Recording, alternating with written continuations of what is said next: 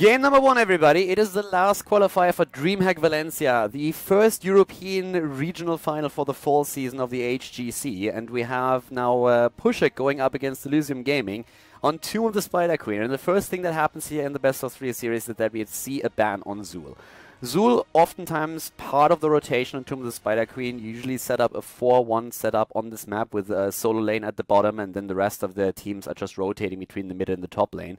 Having Zul in such a rotation is always amazing, and especially when you're looking for wave clear, he's one of the best heroes that we have currently in the game. And that's exactly what the two teams are doing here right now. So they're starting to ban out wave clear, since every kind of lane control helps you on Tomb of the Spider Queen to control the objective as well, since you have more vision about the turning points. But that leaves Khaldor open, and this is a bit of a surprise that Elysium is actually saying, okay, we're going to ban out Zagara so that you don't have that push potential, and they are willing to let Khaldor go. You don't really see that all too often, especially on Tomb of the Spider Queen, since the Fire Mage gains extra value on this map with all the corridors that you have, and there's a couple of really narrow spaces where Khaldor with the living bombs, of course, can really shine. His wave clear is also very solid, and therefore he's very strong here. And Elysium goes for a Falstad as their first pick even. Talano, thank you very much for support and the resub, my friend. So a Falstad and a Rhaegar in this case. Keep in mind that Elysium is actually the team of ADRD, and there's a reason why he's also called the Mad Scientist. I mean, he's one of those guys that in the past gave us Cho'Gall combos and like all kinds of weird drafts. Doesn't mean that he can't play standard, but if you are playing him, then you always know that there might be something that he has up his sleeves where he's trying to surprise you. And a Johanna could indicate an Azmodan even. We have seen Azmodan banned out several times in the past. If Puszek doesn't pick an Azmodan at this point, then there's at least a chance that Elysium Gaming feels forced to actually ban him out if they don't plan on playing with him. And right now we have Johanna at the front line. We have a Thrall with this as well. Thrall already a very good solo laner for Puszek team at the bottom. And you can already tell that they are very solid wave clear. No matter if they are picking Azmodan or not. Johanna is great on the map for the wave clear. We have Khaldor with wave clear as well. Thrall isn't too shabby either, and he's going to be the solo laner in any case. So they already have a very decent setup for the map. The only thing that surprises maybe a bit is that they decide to go Johanna over ETC, since ETC together with Khaldor is one of the strongest combos that we currently have in the game because you get so much crowd control. You power slide with ETC to like 2-3 opponents. Khaldor goes in with a Gravity Lapse, empowered by his D, by his Verdant Spheres, and all of a sudden you have a huge lockdown against half of the opponent's team. So them not going for ETC is already very interesting here, and I personally would have expected ETC, to be honest. Wave clear or no wave clear, ETC in this setup would have actually been very good for them. Karazim banned out, and we have a Tassadar banned as well. So both of the teams are starting to ban out supports. And Elysium already has Rhaegar set down. So with them having a main support, they are more or less starting to force Puszek maybe into an Uther or into something completely different. We have seen a few more Lilies, a few more Brightwings, a few more Malfurions lately. But in this setup, of course, the hero that you would still expect the most could be that Uther. Only question is, what is Elysium going to pick as a last pick? Because if you're relying on an Uther as a solo heal, just to give you one example, then there's always a chance that the Lunara pick is going to give you some trouble, since Uther is of course struggling to out-heal all of that poison damage. Heroes that still have not been picked here, if you want to go deep, is for also that Sonya. And Elysium doesn't really have a strong bot laner yet. Usually the heroes that they have here are part of rotations. Falstad can take the bot lane if he really has to, but it's not really a position where he's going to be too comfortable with. Right now, Elysium would probably do pretty well thinking about like who they could put up to the bot lane here.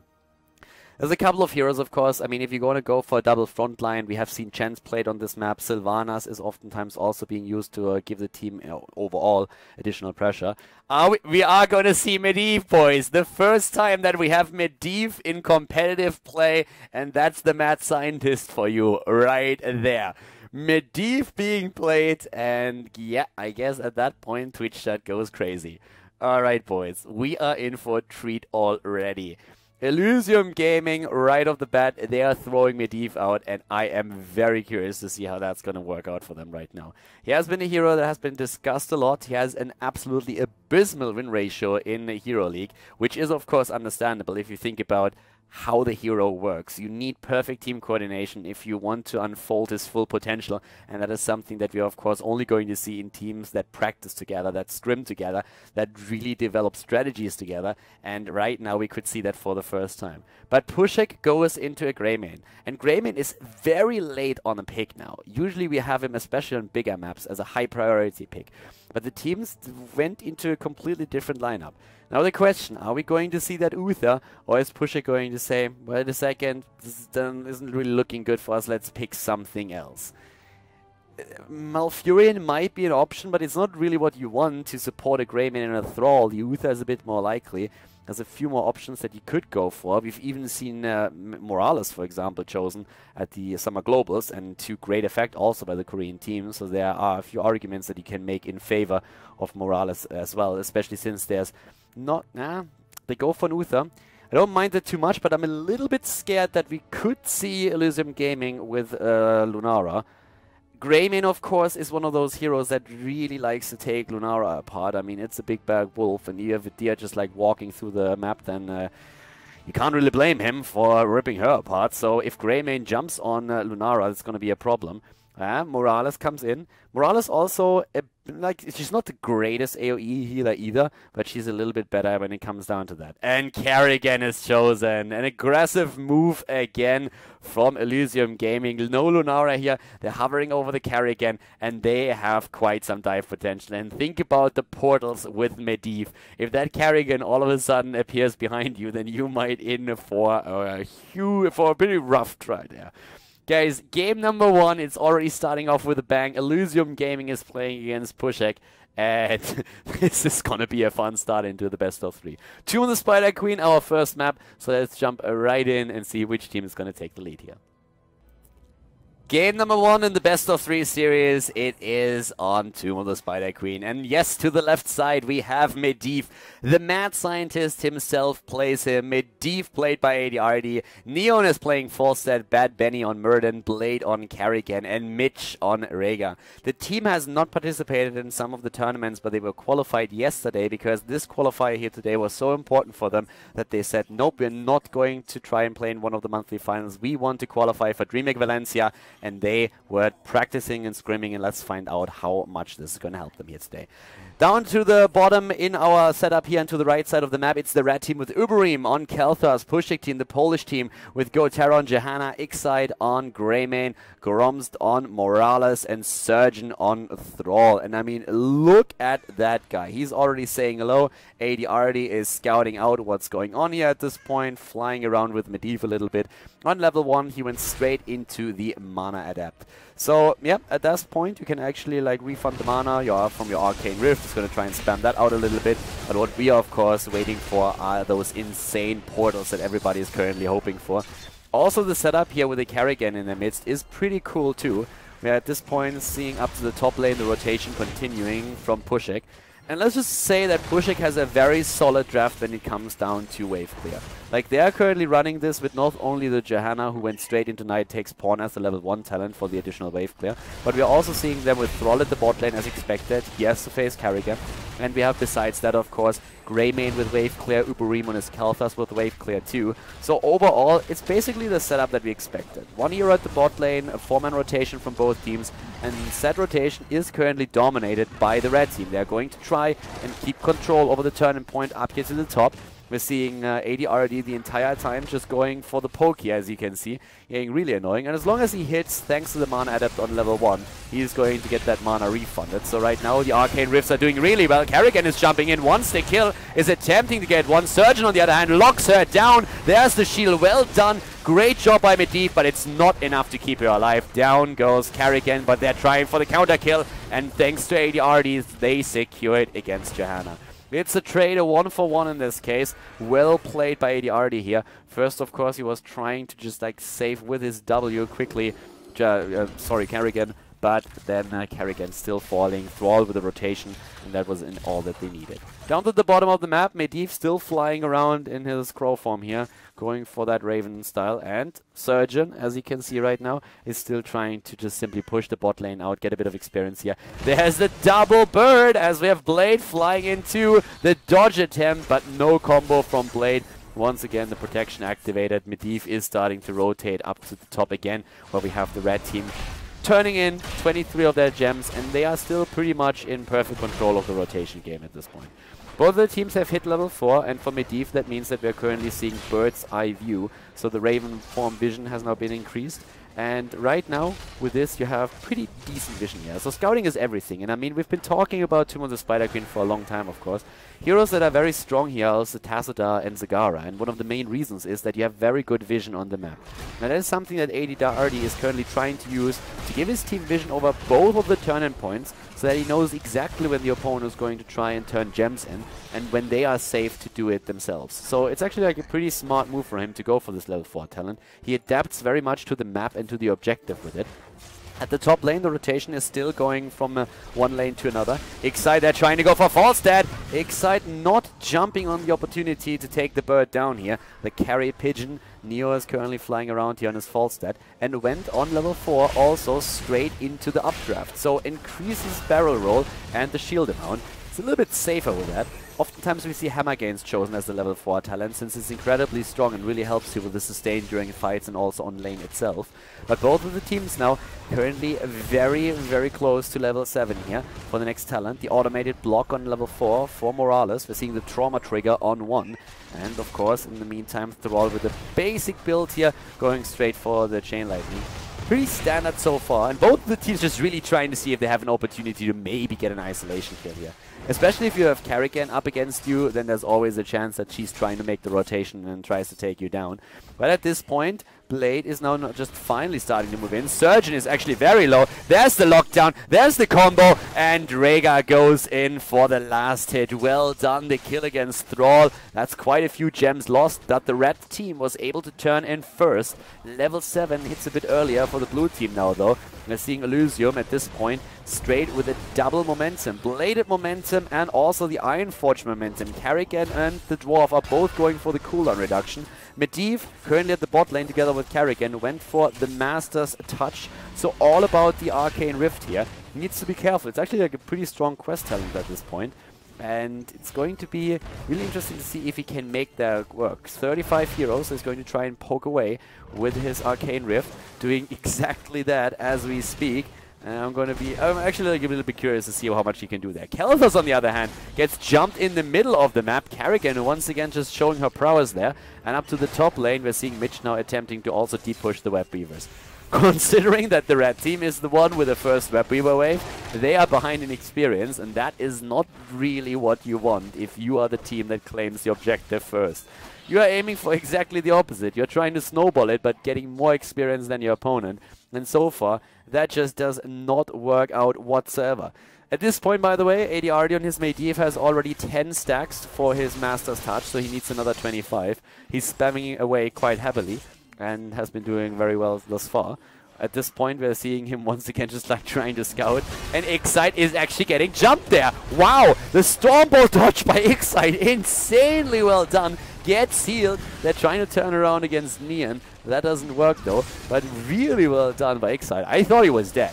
I mean, when they were trying to lock him down, I really thought he was a goner. Surge now for a moment also in trouble, but they are trying to turn around against Karrigan. Again, the shield from Medivh. He tries to go in. Blade is safe for now, but the turn-in has been completed, and the blue Web Weavers are now just starting to move straight in. So finally, they have a chance to maybe improve on the experience lead that they already have. And once that's the case, we're going to find out what's happening here. We're having, at this point, as you can see, ADRD already in position once again, trying to just like scout out what's happening here. They have already the Web Weavers on lane. Up down to the bot lane, we're seeing a Surgeon in position. Here comes Bad Benny again with a Stormball attempt. Blade is going in, and if Thrall shows himself, then he's going to try and take them down for sure. ADRD already in position. We're seeing them all just pushing through the mid lane right now, and in this case the Web Weavers are getting a lot more value for the blue team than they did before when Puszek was able to secure them. So right now the situation is actually a little bit tricky, as you can see. They are starting to lose a lot of experience, and level 10 is already there, which gives us at this point is straight the Polybomb. Not going for the line. Portal again used to the top lane. They're making the immediate push there. covering a lot of ground and starting to push through the top a bit as well. Besides that, we're seeing Mighty Gust chosen, the Ancestral Healing. We have also, of course, the Maelstrom. Karrigan at the bot lane still holds 21 of the gems, and Blade has to be careful since there's quite a few heroes down to the bottom. They could try and collapse on him, but without the level 10 ability, Puszek is not really willing to do anything of this. 24 stacks already secured by ADRD, by the way, so he's still waiting for his Master's Touch to be completed as a quest talent. And he's just scouting out. Again, it's just the full control of the map. He's making sure that they know exactly what's happening here. He's trying to poke again. The lockdown attempt by Karrigan. She's going in. We're seeing the stim drone on Morales. And that could, of course, help especially Greymane to get a lot of damage out there. 27 stacks now. And ADRD's Medivh. Level 11 versus level 10. And here comes the engage. They're trying to go for Falstad.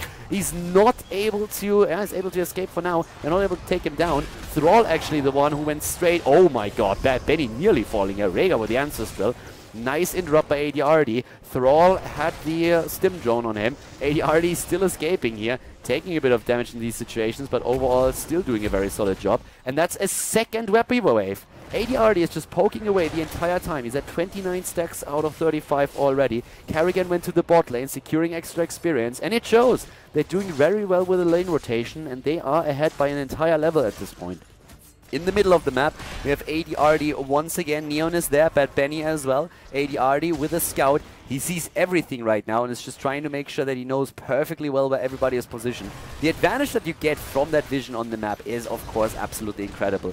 And ADRD is currently the perfect balance from just scouting out what's happening and using Medivh to give his team that utility. And he's doing really well. His Ws were on point. We saw him with a couple of portals as well. And once that he gets a chance to use that polybomb, maybe with Karrigan locking a target in first, that would be great as well. Again, going for the protection here for the frontliner, but that puts it on cooldown, and it's the end of Falstad because of it. Once more, Bad Benny is safe. The portal is in position again, not being used by Muradin as he had to jump away, but the rest of the team could use it as an escape path.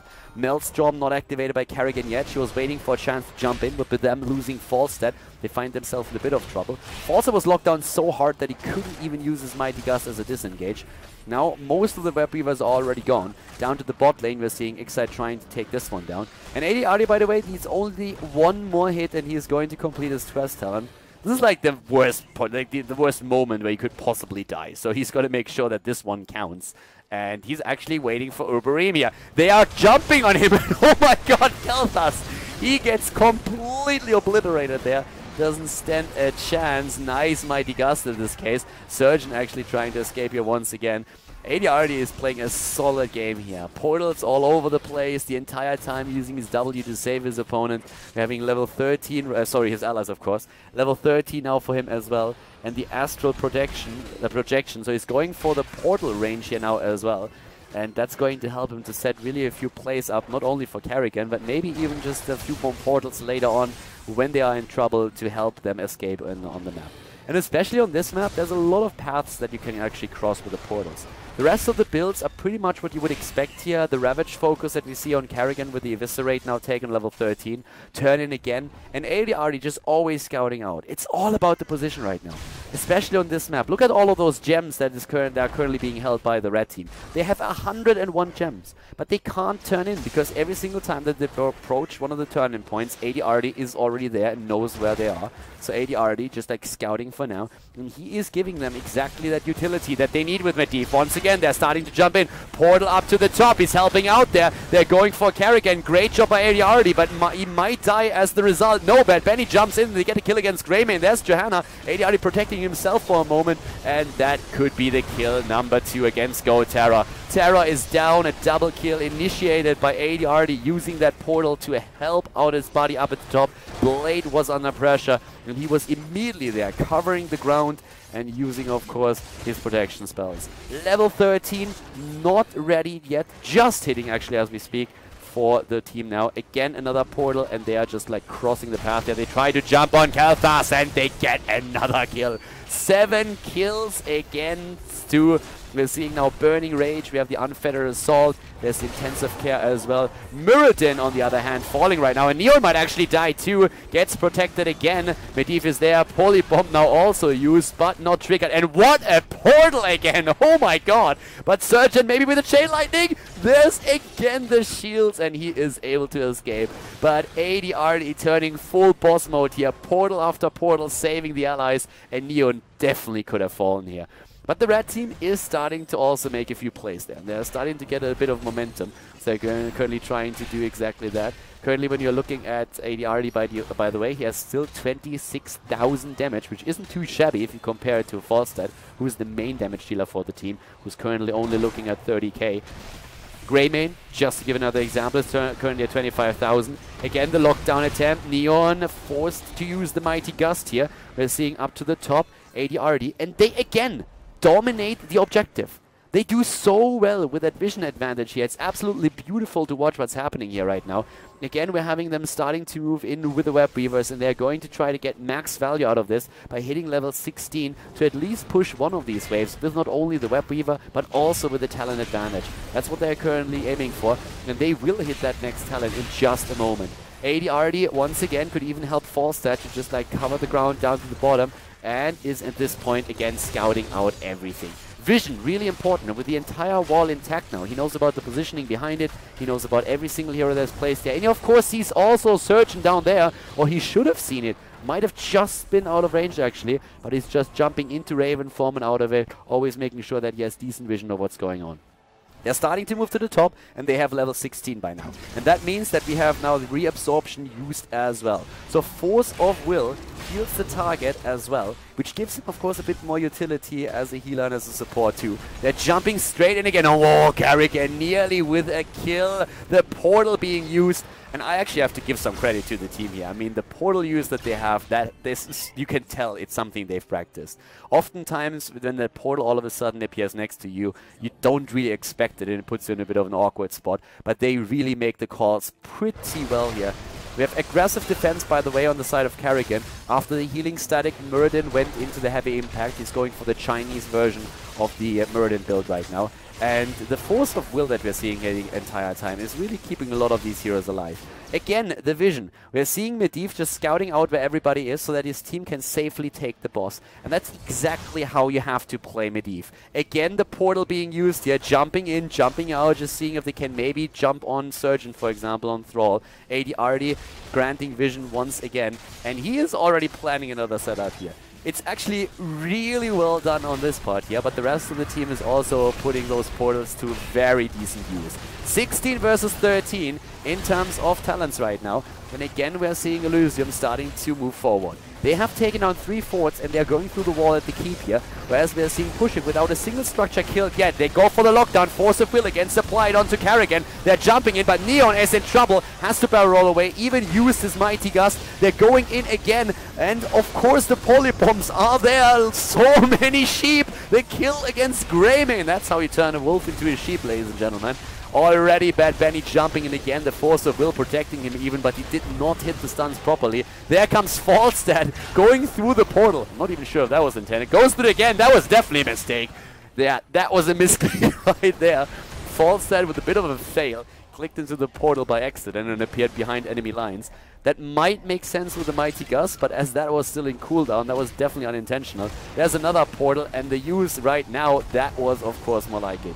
Force of Will once again, and Muradin escapes. ADRD with the escape path for his team. 18 versus 16, a 2-level lead, but we have even talents now. Kel'Thas, he went straight into the Pyromaniac and Sun King's Fury. We have Imposing Presence now being set up, and again the attempt by Uberim to see if he can maybe lock someone down. Didn't really work out for them, but at least they get the Web Weavers. And that was actually an important one. With that Web Weaver wave, on even talents, they might be able to make a bit of a difference. And if that happens, they could kind of start to close the gap in experience just slightly. But you can already tell that the play that we're seeing here from Medivh is actually very, very solid. And just to give you a few numbers right now, we're seeing Medivh with now 14,000 healer as well, since he took the level 16 heal talent for Force of Will. Vision granted again. Medivh himself with 33,000 damage. Karrigan on 31k, 38 for Falstad. Very solid numbers here, actually. And now, once again, the clock down against Johanna, but the heal is there. Morales is doing a solid job getting the heal numbers in. She's at 60,000 heal at is, so pretty impressive here as well. The top lane is still being pushed, so is the middle. At the bottom we're seeing Falset trying to defend against the Web Weavers. Medivh already looking for a chance to maybe set something up here, but ADRD is also looking at vision once more. Top lane in the meantime has to be defended. A Blade is there trying to take down as many of those minions as he can. They are already aiming for level 20, and level 20 for Medivh is also pretty sick.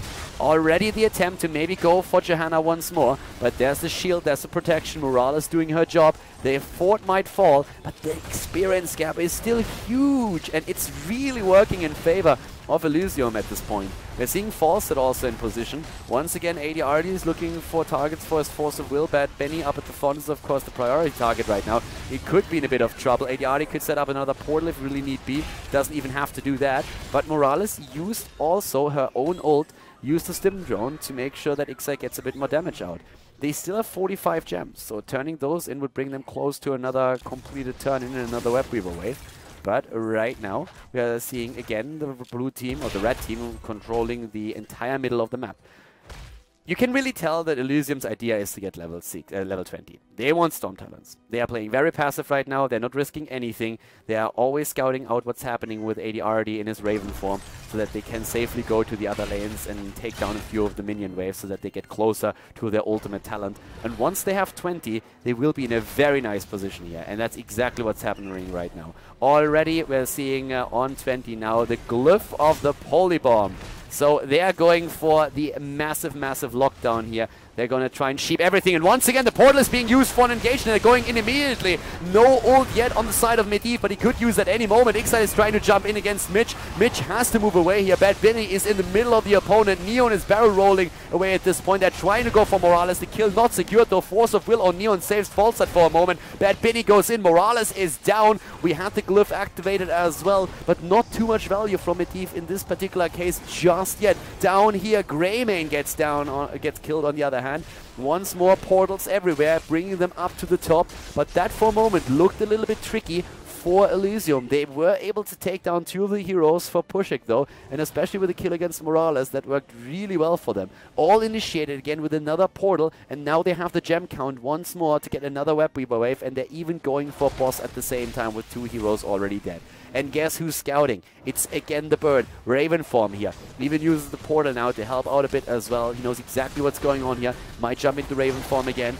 The red team, are they desperate enough to go for the boss fight here? It looks like they are, but the glyph is ready and that could be used. They're trying to go for Falset though. Force of Will already being used. They're going for the sheep again, but not too many yet. Uberim is falling, and that's the problem. The boss is still fighting though. Surgeon even on his Thrall low, and he's also eliminated. That's another kill right there. The only escapee is GoTerra, and well, I spoke too soon because those portals are still nasty, and ADRD uses that to put the entire team right at the heels of GoTerra, but he is able to escape regardless. Now the Web Weavers are pushing, and we're also seeing the boss starting to move straight through the top lane. And keep in mind, that lane does not have a keep left anymore, so they are going straight for core here, and things are looking very solid right now. Again, we're having the glyph ready. Here comes the portal. They're going straight for the core. Portal all over the place. They're going back. So always just like trying to keep the opponent guessing where they're actually moving in. We could see the glyph being used once more, and there it is, but not being put to really good use since the Mighty Gust has hit at the same time. Excite falls though, and that is the end of game number 1, ladies and gentlemen, in the first game here between Elysium and Puszek at the qualifier for Dreamhack Valencia.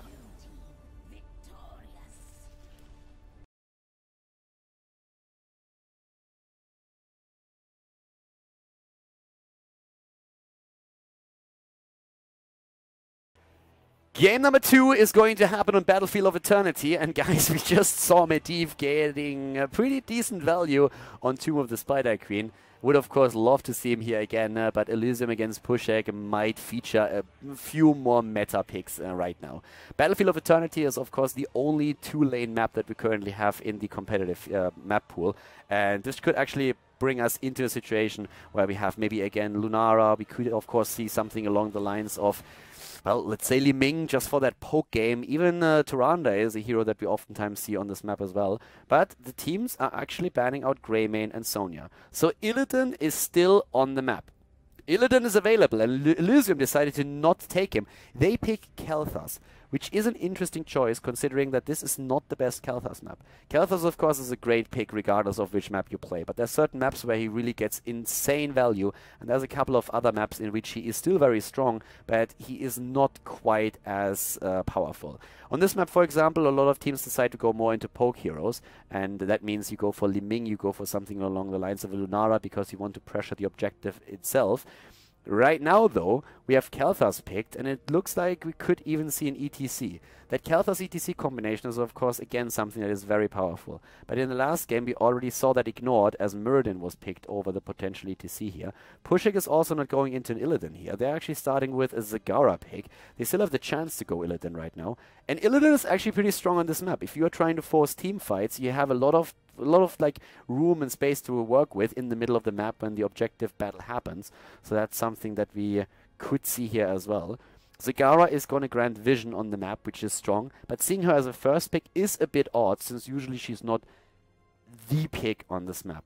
We have seen some crazy backdoor strategies as well in the past that Mindsanity used at the Summer Globals, where Zagara plays a huge role, but for that you kind of need a Morales as well. You're trying to snipe the keep, so I could see them doing something like that. It's a bit too early to call it, to be honest with you, but if I see a Zagara pick this early, then it kind of lets me to believe that something's going on there. Since she is not a bad pick here, we have seen her in the past, but it's a little bit weird to see her this highly prioritized.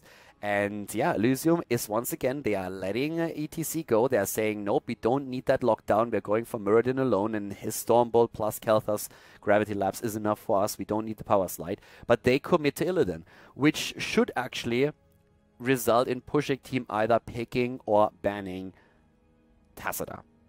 They are going to, I assume they're going to pick Rhaegar. So they actually ban out Medivh. The respect ban is real. No force of will on Illidan.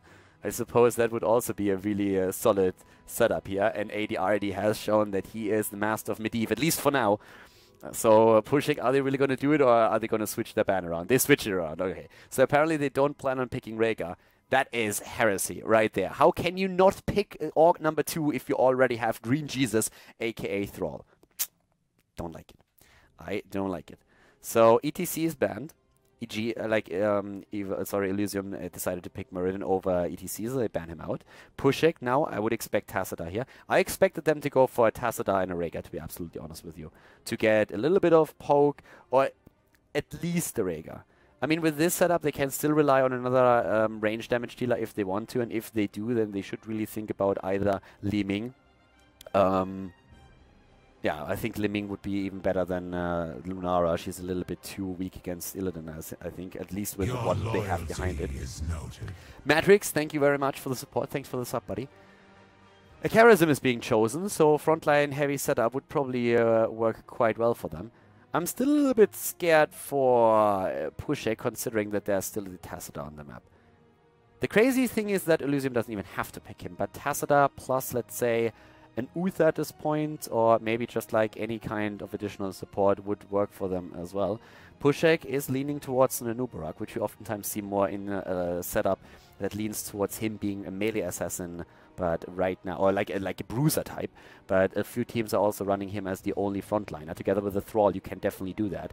So you have 2 heroes up at the front, and Charism is there as well, but Puszek can also try to go a little bit more melee heavy, and then get even more value out of Charism, especially once he starts to hit his level 16. But let's see how Elysium plays this. Again, it's the team of the mad scientist, the man who brought us Medivh in game number 1. And right now, there's several ways how they can play it. They can play double support at this point, and they have Kael'thas as their only range damage, and that means they're going to force team fights. If they wanted to have a bit more range damage, they could, for example, also head simply into something along the lines of a poke hero with Lunara Li Ming. Lunara is actually played with Illidan quite often. Li Ming would surprise me a little bit, to be honest with you. They decide to go into a compromise It's a single support with Illidan, but they are putting another bruiser up at the front line with Tyrael, which can of course shield Illidan too. And on top of all of that, you have the sanctification that you can drop when you engage with Mirrodin and Illidan. And since they used Mirrodin in the last game already with a heavy impact on level 16, it seems a bit likely that they're going to try and jump in with him once again. Going to use also Tyrael, and then Illidan is of course trying to wreak havoc. Bilbo, thank you very much for the sub, my friend. Thanks for the support, bro. And yeah, the last pick on the side of Puszek seems to be a Sylvanas, which would help with the silence against Illidan. Nubarak is also a pick that could start to use Cocoon.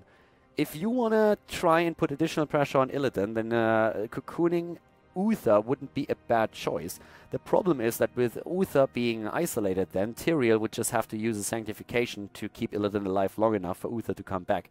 And Nubarak, as the only real tank at the front, is also very likely to go into the Locust Swarm instead. So there's a couple of really interesting things going on right now that we can only solve in the game. Which kind of heroics are going to be chosen here? I guess the question is Nubarak going into a Cocoon, even though he might need the sustain? Will Kharazim go into the 7-sided strike and try to blow a target away that jumps in? For Tyrael, we of course expect to see something along the lines of Sanctification and Illidan Metamorphosis, but we have seen crazy things. I've seen on this map Hunt being played by Illidan. I've seen Judgment. If you go Judgment Hunt here, you might be able to make something work. Even if you just go Hunt, you have that pseudo global and can jump in while you get extra experience for a team on the other side of the map. So there's a couple of things that we definitely have to answer during the game, and we're going to do that. Are the teams going to play complete standard, or are we going to see some other heroic abilities coming into play to try and give them a bit of an edge? Elysium is currently in the lead, so if they advance here, if they win, then they're going up against their next opponent, which I think is actually probably going to be T89. I'm not quite sure on the bracket just yet. Battlefield of Eternity, so without further ado, guys, we're going to jump in. Elysium Gaming versus Puszek Team, game number 2. Game number 2, everybody, has just started. Battlefield of Eternity is the map, and to the left side, we are seeing Elysium. After they won with Medivh, who has right now a 100% win ratio in competitive gaming, we're seeing them now with an Illidan composition. To the left side in blue with Mitch on Uther, Neon on Kelthos, Bad Benny on Tyrael, ADRD is playing Mirrodin, and Blade is going to play Illidan in this game. To the right side of the map, the Polish opponent, it is Puszek team with Uberim on Sylvanas. We have Gotera on Nubarak. Gromst is playing Kharazim, Surgeon on Thrall, and Excite on Sagara. Or as the Spanish would say, Sagara. Besides that, let's have a quick look at the talent. Nothing too crazy. Dampen Magic for Nubarak. That's kind of what you would expect here. You could probably see him even with the Beetle build in this case, since he's most likely going to try and rely on the Leeching Scarabs on level 7 to get a bit more self-sustain. He's the only real frontliner. They have Thrall to help him out a bit too, but that of course doesn't change that the Nubarak is their main tank. We have, besides that, also a block on Uther, so a little bit more of a badass style here for Uther himself. Frontline Uther. Very reminiscent of what Tiger, the Chinese player, actually does. Or did at the Globals. He did that actually at both Globals already. So we have him a little bit more with that Battle Warrior Uther. And let's see how far he's actually going to go with this. Paralysis as the first talent on Sylvanas. We have a 4-1 split on this map.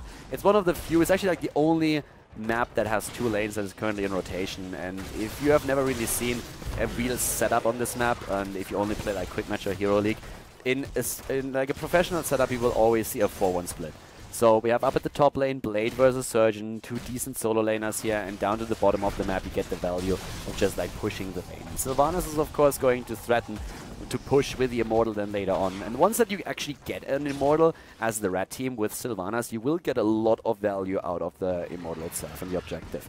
So the Paralysis is really strong for that too. And one of the things that we have to watch out for as well is the Barb Shot as a level 7 talent, which is very likely to be taken by Uberim once that he hits it. It helps also to just pressure the Immortal, push it down, and really just raise down those hit points. Tyrael, by the way, had a quick move up to the top lane, was trying to set up maybe a bit of a gank there. Bad Benny is now starting to move in down here. Both of the teams not on level 4 yet, and they're trying to go in.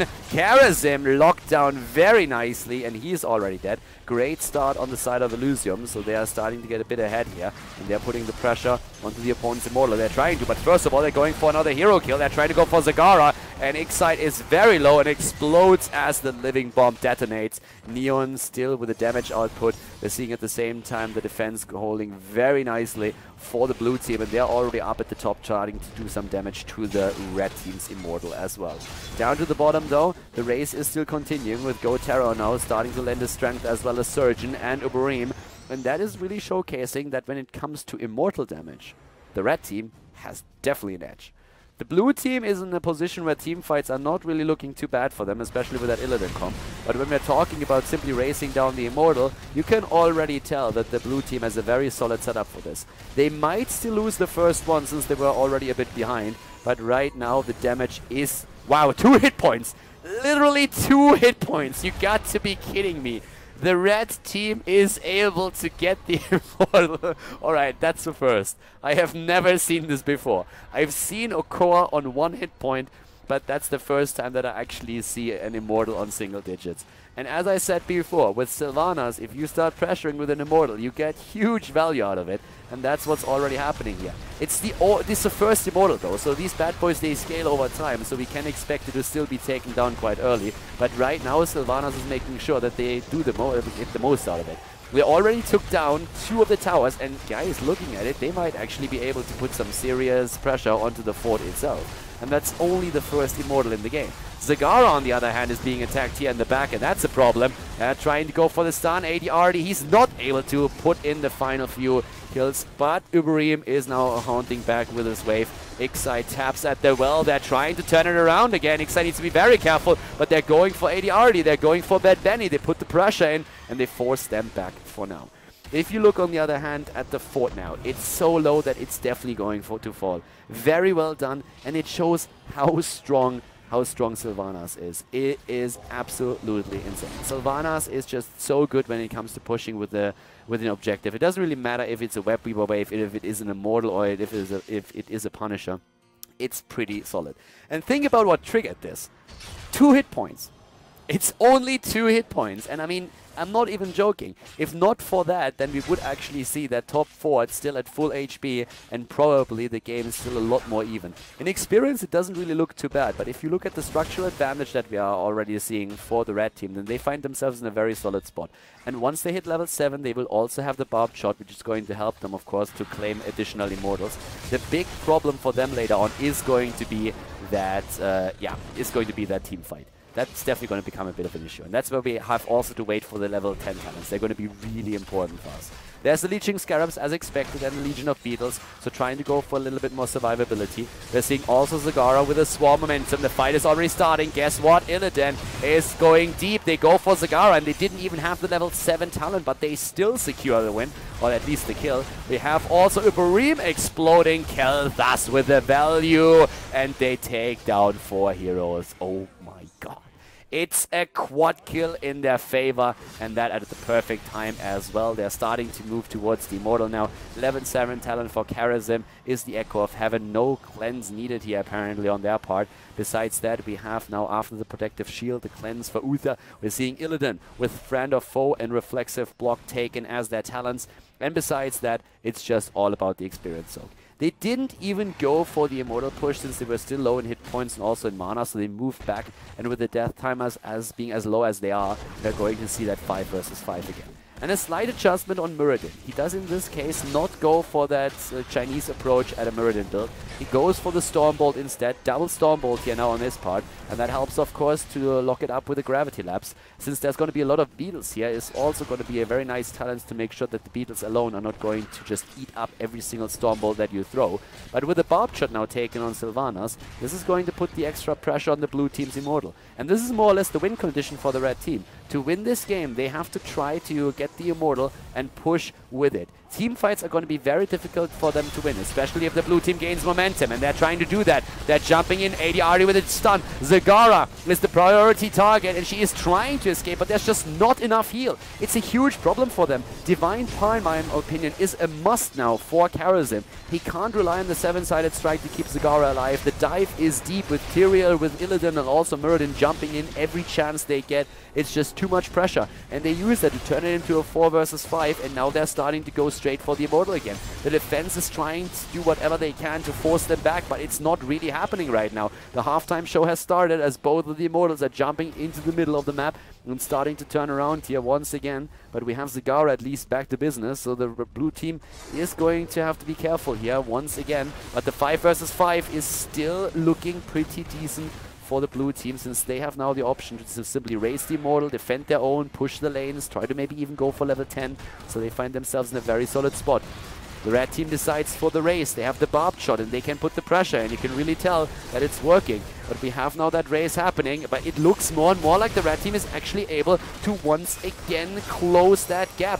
The blue team is doing very well down at the bottom. Maybe a kill up at the top here could change things. Sylvanas is trying to get the barbed shot as much as she can, but the blue team is about to hit the Immortal, and they claim the victory in the race, so they will be the ones pushing the objective right now. Sylvanas was still able to really close the gap quite nicely, so the shield is very low still. It's only a very small shield that they can rely upon right now. The big problem that they are still facing is that we have level 10 just about to be ready for the blue team. And once they have that with the Immortal, they can actually start a very solid push here. And this is going to become a pretty big issue at the bot lane, since we are seeing not only the Phoenix in this case, but we could also have the answer to what Illidan. Okay, Illidan, they go complete standard. They go complete standard, not going for the pseudo-global with a hunt, which we've seen in the past. They could have used that to put the pressure onto Sylvanas and also on, of course, Zagara even more, but they go for absolute standard talents. The Sanctification on the ground, we're going to see Metamorphosis being used as well. It's all about survivability at this point, and Uther straight with his Divine Shield. There comes the level 10 now for the opponent, and we have, as expected, the Divine Palm for safety reasons. We're also seeing Nubarak with the Locust Swarm, and the rotation to the top now after the Immortal is about to be taken down. They could try and go... Oh, it's actually surprising that Surgeon just moved back. I thought it was pretty full on hit points, but apparently mana was missing. So now another tower at the top is eliminated. It's 7 kills against 0 in the game, but please keep still in mind that with a fort already destroyed up at the top, we have both teams now with 1 fort eliminated, and we are also seeing still very, very decent experience for the red team. They're both very, very close here, so there is a chance that they can turn this around, but I am still very much afraid for their teamfight potential. If they want to win a teamfight, Zagara needs to have a decent Mon. We need a decent Sundering from Thrall as well. And as I mentioned, it's not going to be easy with that Sanctification on Tyrael. Depending on how bad Benny plays his Tyrael here, they should be able to really force the issue during the fights and keep the momentum going for themselves. They're of course trying to go for the camps now too. They already took the one up at the top. They have still a slight lead here, and they will aim for an early level 13 talent so that they can just simply use that to get the Immortal once again. We're looking here at the talents overall. Not really too much has changed necessarily. We're having on level 1, by the way, Reconstitution. We've seen a few more teams starting to move into Demolitionist as a level 1 talent, depending on setup and that. But the invasion on the camp is happening. Bad Benny jumps in. They go for a Nubarak, and Nubarak might get a Nubarak here. He is just barely darting out, but that might not be it. There's the Divine Shield already on Kalthas, but again the silence even. Great silence, but just no follow-up damage. Thrall is trying to move in, but he is so low. It's very tricky for him to make any kind of play at this point. Level 12 versus 11, and apparently the blue team is starting to lack a bit. But as you can see, they still took the Shaman. Of course, that's going to be defeated eventually, but the problem is it's taken away from the opponent. That means that we could theoretically see now with 26 seconds on the Immortal, the blue team simply moving to the left, claim their own Shaman camp. It would push through the bot lane, and as you can see here, the fort is already down, so it's going to push straight for the wall at the keep itself, and that is a massive, massive issue in this case, because it would put more or less a timer onto the red team. They would have to make that choice. Do we defend the bot lane, or do we instead just simply try and go for the objective as is? 26 seconds, and then we're going to see that. Surgeon is already moving up to the top to try and defend this one. He has enough time to do that, but the next Immortal could be very crucial, especially since another level 13 talents, the talent advantage, could mean that more than only the keep is going to fall. Theoretically, you can try and push through for a core if you are able to maybe force a fight on a talent advantage and kill a target. And they have done a really good job in the entire game to put the pressure on Zagara in particular. So right now, they're all moving to the left. A few of their heroes are kind of low. They could go for their own camp. We have already the Shaman camp over there taken, and Illidan is already at it. As expected, they are going for the Shaman camp. they're starting to take that, and at the bot lane, they're at least trying to push out the lane a little bit to make it a bit harder for them. But this is really the fight that we've been talking about, and with the camp now taken, as I pointed out, this is going to put the red team on a clock, because they have to really start to force this. They have to fight it, since that camp will have to be defended at some point, or they're going to lose structures here. So they try to put the pressure onto the Immortal. Here comes the jump on Thrall. Thrall is low, and again the pause by the blue team, by the way. Blue team is pausing again. Apparently they're having a couple of lag issues. Blade's internet seems to have problems. Interestingly enough, they are about to take down Surgeon here. Excite is complaining. Of course, he's a little bit annoyed by that situation. But the problem for them is that Blade is the one who's currently having these lag problems. And if you have an Illidan that can't really react in the nick of a second, then you have a huge issue. Alright, apparently he was literally screaming in voice. But if you look at the situation as is, Surgeon is very low right now. So he is actually about to fall. And that is a problem. Everybody else is moving away here. And Maw is already out. So Maw can't be used in this situation any longer. We already have the Locust Swarm. Even the Wailing Arrow has been used. All of the heroic abilities are off on cooldown. Especially with the exception of the Palm. So we should actually see the Palm right here. And Illidan could start to jump in and really start to chase them. As soon as Blade has fixed his problems, whatever they actually are. Because at this point, their fight potential looks very strong. And we are, again, talking about an early level 13 potentially for them. The camp also is just now making its way down to the bot lane. Up to the top, we still have a pretty even situation. The fort has been taken out, but nothing is really going to push this in.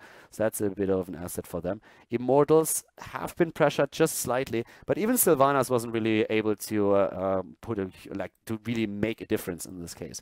She has 24,000 hero damage, which isn't too bad. And at the same time, we're looking at 25,000 on Khaldor. So both of those heroes still pretty similar. Apparently, whatever the problems were, they are better now. And yeah, that's going to be an interesting team fight, of course. Are we going to see that Palm? Surgeon really needs it. So Khaldor has to throw that out. Blade is counting it down. He has his Metamorphosis up. And they're going straight back in. No Palm used. They're able to actually move out without it. Groms just has to dash away. Well played. Really well played. So not even the Palm needed. Both of them can just simply go back to the well and start tapping. And we're seeing again the defense at the Immortal here with the frontliners. Blade actually disconnecting out of the game here. And whatever his internet issues are, they are apparently a little bit more severe. Alright guys, seems like we are back to business. It took a couple of minutes to actually solve all of this, but let's hope that Blade has stabilized his internet connection somehow. We had a few problems here. They were actually counting him in several times and he disconnected every single time again. So we're cutting this, of course, for the video, but overall we had like at least 10-15 minutes that passed in the meantime. So the teams are still fighting here for that Immortal, and once again the engage happening. Lockdown attempt against the Nubarak. That didn't hit, but we have still that level 13 talent that is looming on the horizon for the blue team. And if they get access to that, that would, of course, be a pretty big advantage racing for the Immortal here. And right now they're already putting the pressure on the red team's Immortal, since they were able to just drop so many of their hit points. Down here, Bad Benny is jumping out, bought a lot of time for his team to drop the Immortal to half health, which is of course already a win for them. We saw in the meantime also the camp at the bot lane completely defended again, so that's not really a problem at this point either. We are having at least a bit of lane pressure for them, but it is a race on the Immortals once more, and right now the teams are attempting to defend first of all. 13 is ready since Khaldor moved straight down to the bottom and made sure that they got the additional experience with this wave clear. That brings us now the Shrink Ray on the side of Uther. We are seeing the Fission Bomb, we have the Imposing Will, the Healing Static, and the Nimble Defender. And they are trying to put that to good use. Sylvanas at the top lane goes for 13 as well, but that forces a 4 versus 5 fight for a little bit longer, and that means that they can still put pressure for free onto the Immortal. AD Artie is all the way up at the front line right now. We are seeing Terror trying to stun them out, and he hopes, of course, to get the follow-up stun from the Immortal itself. On 13, we're seeing the Windrunner. They go into the backline with the Sanctification. The Maw is there, but at the same time, Illidan is still jumping around. Blade is going in with the Metamorphosis, but Khaldor is dead, Here comes the attack against the Immortal once more. Phoenix is down. Blade rushes away, dashes with friend or foe to his ally, and ADRD is now trying to escape too. He can maybe jump away, seems to be in cooldown, hops away, but that Benny is there, helps him out for a second, but it's just simply not enough to keep Murden alive, and that's the double kill that the red team needed. We're seeing the immediate reaction. They start to force down the Immortal, of course. Illidan moved to the top. They accept that they are going to lose this one. Very nice move on the side of the Polish team. They did that very well here. The kill, first of all, against Kalthas annihilated most of the damage that we are seeing in the setup for the blue team, for Elysium. So that was actually incredibly well done by them. It was exactly the kill that they needed. There's two targets basically that you have at this point. Illidan is a huge risk factor against you, and so is Kalthas. If you eliminate one of the two, you find yourself in a very solid position. And Neon himself, I mean, just look at his damage output. He's at 34,000 right now, the top damage dealer for the team, and always pressuring them the entire time. And that's exactly what you need to do. Take him down once he's gone, and then you're finding yourself in a very solid spot.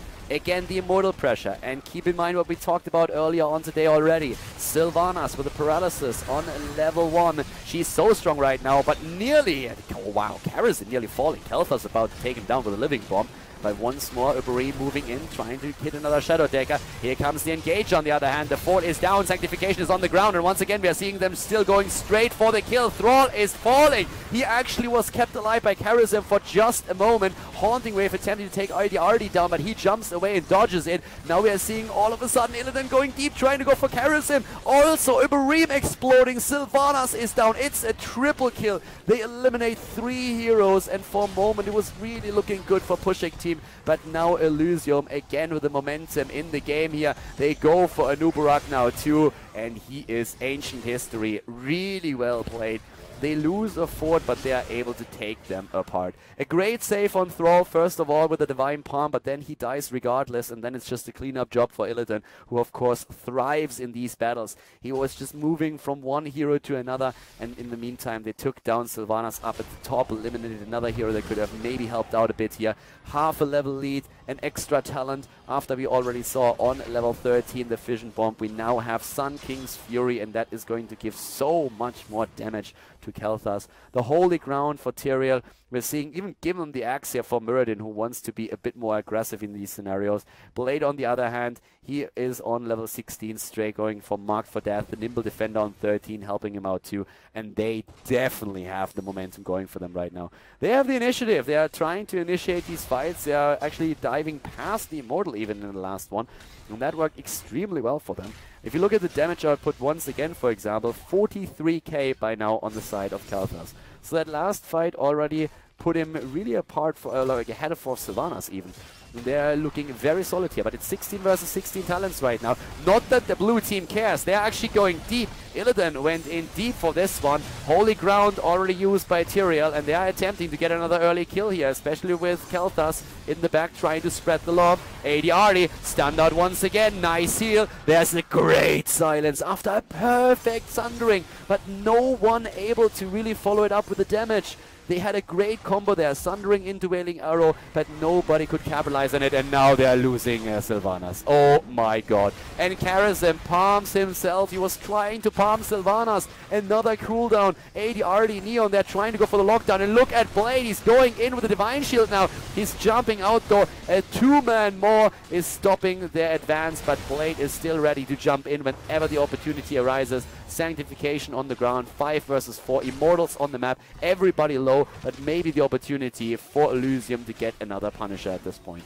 It is starting to become a race once more, a 5 versus 4 race, and the biggest damage deal against the Immortal is not there for the red team. They don't have Sylvanas, they don't have the Barbed Shot, but they're doing what they can here with the Mutalisk, with Excite on a Zagara, and they are actually doing very well. They burn it down to 50% even without her, but now of course it's another team fight potentially that could end up with the red team losing their edge, because they have lost 12 heroes. It's 12 kills against 2 overall. Again at the bot lane, the deep push. Neon moving in, dropping his spells. They even go for the camp here. Both of the teams, by the way, do. Both of them. Both teams on the Shaman camp, trying to put the pressure onto the lane. Ixide even moving to the top lane to burst down another wave and make sure that those Shamans are going to advance a little bit faster to put pressure maybe already on one of the keeps. And talking keep pressure, this one down here has already taken damage. That Immortal was quite busy, and the next one could definitely take him down now. They're jumping in again. There's the stun on Illidan. The Immortal helping out quite a lot when it comes to the hit points. Both of them still going strong here. We have the camps on both lanes and both of the teams very defensive, especially when we're looking at the red team. They have another cooldown that they can wait for. Maw is not ready yet. Again, Kael'thas, he needs to be very careful. If they dive Kael'thas, if he falls, then they are in trouble. Illidan isn't there yet. Cooldowns have not been burned yet either. Illidan depushed the camp, and now all of a sudden Sylvanas is down at the bot lane, trying to depush the camp too. But that forces the immediate reaction out of the side of Elysium. They're going for the kill, they're going in deep. Sylvanas is trying to join up with the rest of the team, but already the Palmer being used on Ixide. Zegara is alive, Sanctification being used. Illidan is once again jumping in, trying to take them down. Here comes also the kill against Zegara, as we're seeing so much damage done by the Flame Strike and the Living Bombs. Blade is jumping in with the Metamorphosis as Maw was hit. And this is the perfect opportunity for Elysium to maybe get another kill, and the Immortal as well. They're jumping in and isolating Surgeon on his Thrall, even with a holy ground. Already another kill against Zegara. Sylvana, Zegara, they're both down. They're jumping in again. Maybe Thrall will fall here too. Bad Benny is in trouble though. He's trying to get away and gets a heal from Mitch, but there's nothing else to save him. And that's the explosion. Maybe Tyrael can get extra damage in. Not quite his trade about to be used, but Kael'thas died between all of this as well. And it's a 3 versus 3 all of a sudden. With Kael'thas dead, a lot of the damage is missing, and both of the teams find themselves again in a bit of a standoff. 14 kills against 4. Thrall at the bot lane is dealing with the camp, but as you can already tell, it went through the wall and took quite a few of these structures down. The second tower is about to die now too, and we're seeing 68,000 damage on Kael'thas, but he's down for another 8 seconds. They're trying to put the pressure on the rest of the team, but it's a 4 versus, it's actually a 5 versus 3 right now. Blade has to escape here, and the Immortal might end up in the hands of the red team again, if they can make that play. But here they go again. They're trying to defend. They're jumping in with everything that they have, and Kael'thas is back. Is he going to be back in time, though? That's the question. Immortal is about to fall. There's the lockdown. Where's the damage? They need a kill, and they need it soon. Sundering is already in, and we're seeing Blade jumping deep. He's trying to go for Sylvanas once again. They're fighting the battle here. Tyrael is not even with them, but he's on the way. Surgeon is low on his Thrall, but the kill against Kael'thas again. Kael'thas is down. Thrall falls as well, but look at Blade. He's jumping in, jumping out. No Divine Shield ready for Uther yet. He just used it a few seconds ago. There's the Silence Arrow. Wailing Arrow completely wasted in my opinion. No value whatsoever, but the Immortal on the other hand, that is a beast. And this guy is going to try and do the damage. Once again, they're trying to put the early pressure on it. If they can maybe force it down, that would of course be the dream here. Top lane is being pushed. The wall is still there, but we're seeing Puszek with a bit of momentum. And guess what? They have Sylvanas, and that's exactly what they need here. The damage output is going to be so tricky. There's no melee. There's no ranged heroes. There's nobody who can put in the range damage. So the Immortal is just going to poke from a safe distance the entire time. That thing is going to try and go for core. The keep is going to fall no matter what. They have to stay alive somehow. It's a 5 versus 4 the entire time. Sanctification is still ready. Illidan, they're all jumping in, and they're actually backing off. It's a 4 versus 4, of course. Thrall is still down. Green Jesus is not there just yet.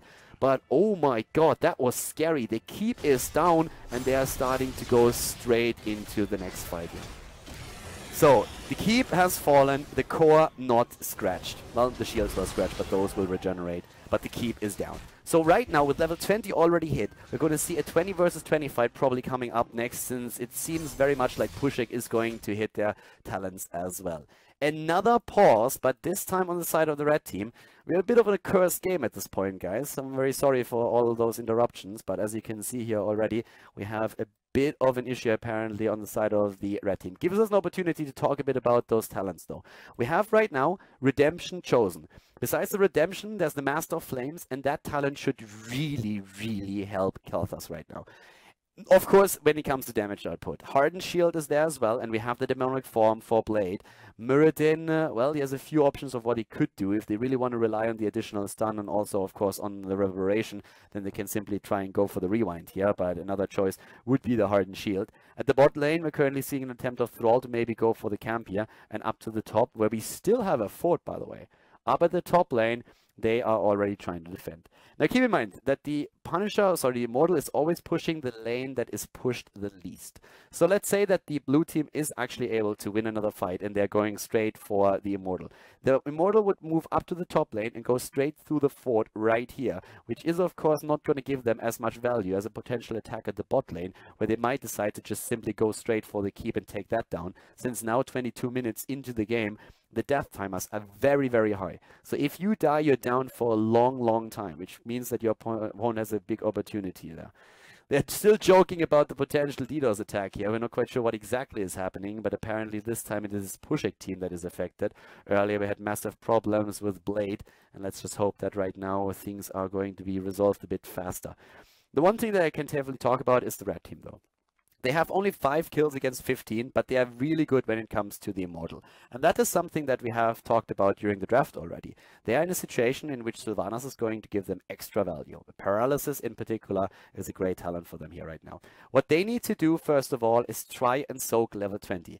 And that might actually be a little bit more difficult than it seems, because at this point the lanes actually moved far back already. We're seeing the blue team up here to the top, and at the bot lane it's a similar situation, since the entire lane is already pushed out. So in order to get to a wave and get experience, they have to go deep into enemy territory. And well, with Elysium having level 20 already, they want a fight. Elysium wants to really push a fight out right now. They want to battle as soon as they can so that they can capitalize on that small advantage that they have, because it's not a huge time window that exists for them. We have level 19, let's say like 80% currently for Puszek, so that's definitely a big deal here. When it comes to the damage output, by the way, we're currently seeing 72,000 for Khaldor, as you can see here. So a pretty big output for him. The problem is that nobody else really has high numbers on their end. But with the damage output that we see for Illidan is, of course, a little bit different. Like, he's more that guy that really leeches onto a single target and starts to push it back. And that's something that they're going to try and do. But yeah, looking at the numbers, keep in mind once again that the big objective for the blue team is now to try and force a fight maybe before 20 hits. And they might actually try to go for the fort at the top lane and force a battle there, or at least get that lane pushed away. So down to the bottom of the map, there's still Thrall. Surgeon is in his position. We're seeing now up to the top lane, the deep push about to happen. Illidan is jumping in, is actually activating his demonic form here. And besides that, the camps are up on the map as well. So Bad Benny and his boys, they're going to take the wave down at the bottom, not pushing out anything yet. But 20 is slowly and steadily trickling in, and yeah, as they are not forcing the fight at the top lane, level 20 is going to be ready. Ixia is playing this very safe, as you can see. They don't know exactly where the opponent is, so he's just staying in experience range. He's not even attacking. He's just standing in range. He doesn't want to get jumped. There's always the chance that there's a trap set somewhere over here, so they are waiting for 20 to hit, and there it is right now, so even talents. So the blue team was not able to force a fight on 20. They were going for the camps instead and de-pushing the lanes. With that now, we're having the Hive Master, which of course gives Anubarak a bit more sustain. It's going to be great for him. Storm Shield is going to be absolutely amazing against especially Khaldor and his bombs. And a triple bolt of the Storm. Now the intention behind the triple bolt is of course quite obvious. You want to dodge as much as you can from Illidan once he goes in, and also dashing away from the spread on the living bombs can really be the thing. What this game really comes down to is a single team fight. The next team fight is going to be absolutely crucial. Keep in mind that Muradin has, by the way, not made his choice yet. So he's probably going to try and quick pick his talent on 20, depending on what he needs. Is it going to be a shield? Is it going to be just a rewind for another lockdown? Depending on the situation that they're going to find themselves in, he's going to do that. Bot lane is being de-pushed. Very smart move on the side of the red team. Puszek is trying to make sure that they are not receiving pressure on their keep. Up to the top lane, Khaldor is doing more or less the same thing. So as long as they take the Shaman out here, they're going to be fine, because that's a pressure against the core already. But the fight down here needs to, or is going to happen very soon. So Khaldor needs to join up with them. And their win condition, Elysium's win condition, is to protect Khaldor. Keep him alive and bring the fight to the opponent's backline. Bad Benny is already dancing around. It all hinges on Neo, and a lot hinges on Blade there as well. They're dancing around each other, and they're just simply looking for an opening right now. Who is going to be able to jump in? And there it is. Blade already going in. The more on the backline. They need to disengage for now, and they do that immediately. So that's a cooldown that's slow. Here comes a great sanctification to counter the Sundering, and already Blade is in the backline. He's trying to jump for Surgeon. The palm is there. The palm isn't even triggered at this point now, though. Blade goes in deep, but he dies first. They want it too much, and Illidan is down. Everybody is so low on the side of the red team, but they did not die yet, and Terror might survive. If he gets his cooldown up again, they might actually be able to save him. He's trying somehow to escape. There comes the Stormbolt. 80 already, it did not hit it though. He picked on level 20 now, his shield, trying to survive here. They could have all exploded in a moment, as does Anubarak right now. Oh my god. Anubarak is down, and that's a 4 versus 4 fight now. Illidan is going to be back in another 30 seconds. Blade was so close to take down Thrall. Then the palm is hit. And of course he chooses another target. He chose one since he wanted to make sure that he doesn't trigger the palm. He jumps into the backline, but he's a bit too isolated. Talking about jumping, that dwarf is jumping around as well. Gimli would be proud. Apparently we're seeing Khaldor being his very own Legolas, throwing him around the map. But now we have core damage already. Catapults are starting to shoot. The core is starting to take damage. And the fight is still starting. Another hero taken down. Illidan is back. He can depush the lane. And this is the second kill. These picks are absolutely fantastic. This is exactly what Elysium needs to do. They need to take individual heroes down. But look at the poke. Slowly the damage is tickling in against the Immortal. The deep push is still not ongoing. There is a big wave down at the bottom. That Benny is trying to deep push it as much as he can. The keep is taking damage. Illidan is jumping in. Khaldor's deep push the top lane. They're under a lot of pressure. 4 heroes are back. Only Sylvanas is still down for another 30 seconds. That gives them some time. But the damage output down here is actually quite strong. Another wave is moving in. They need to force the battle, and they know it. They need to go for the fight. That's exactly what they're trying to do. Neo is already on his way. He's trying to spread the bombs as much as he can. Terror is taking huge damage here, and they go for the Immortal once again. They're putting the pressure on as much as is possible for them now, but another 10 seconds and Sylvanas is going to be back. They're starting to jump in again for the Immortal. The pressure is real, and the 50% are going to be hit in a moment. That's going to take a bit of a breathing period in, but the bot lane is being pressured. Wave after wave is pushing in right now. We're seeing up at the top lane, catapults also amassing. They still need to fight. They want to fight. Anubarak, he's darting out. They need that Immortal. They can't allow the red team to get it, so the blue team is fighting, and they're going straight for Anubarak. The palm! The palm is saving it. The stuns are everywhere. Neon already triggering his own shield, and in they jump. They take down Anub, and can they get the second kill? They're also low, and Illidan is dead. Illidan is dead. The Sanctification, it is too late. The Sanctification is too late. Neon is low, and the core is again being hit. Catapults are there. Mitch is going to fall, but he has his redemption. Redemption is still up. Can they force the Immortal? That's the question. They are starting to move back. Uther is going to come back in just a moment. They need to well up. They need to tap. They need to do something. Top lane has been depushed actually, or they're about to do that. The catapult is there. The damage is in. In comes Bad Benny. The Immortal is still being attacked. We're 28 minutes into the game, guys. This Immortal is going to be brutal. It's going to end the game most likely. They go for Zagara. Zagara, she doesn't have them all right now. Again the dash. Again the escape. The save is there. 14 seconds on Anubarak. Another 15 seconds on Illidan.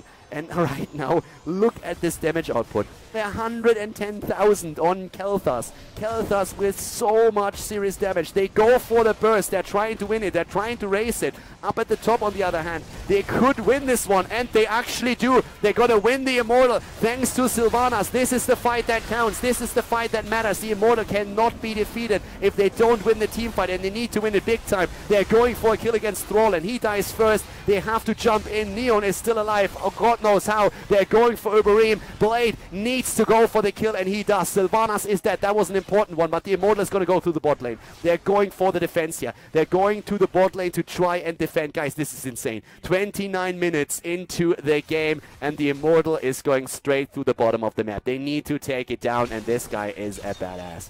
There we go. This guy is not hitting like a truck. He picks the truck up and hits the structures with a truck. He's going to go straight through that keep. They're going to lose another one as well. They win the team fights. They get the kills. Look at this. Just 2-3 hits and the entire keep is gone. But they will save the game for now. But they lose both of their keeps as a result. Both of the keeps is down. That thing is 2 hitting a tower. It's 2 hitting a freaking tower. That's how strong that thing is. Down it goes. But can they win this game? Both lanes are being pressured. This is sick. This is absolutely sick right now. 9 seconds and Sylvanas is going to be back. Cooldowns, everything is going to be up again. Everything.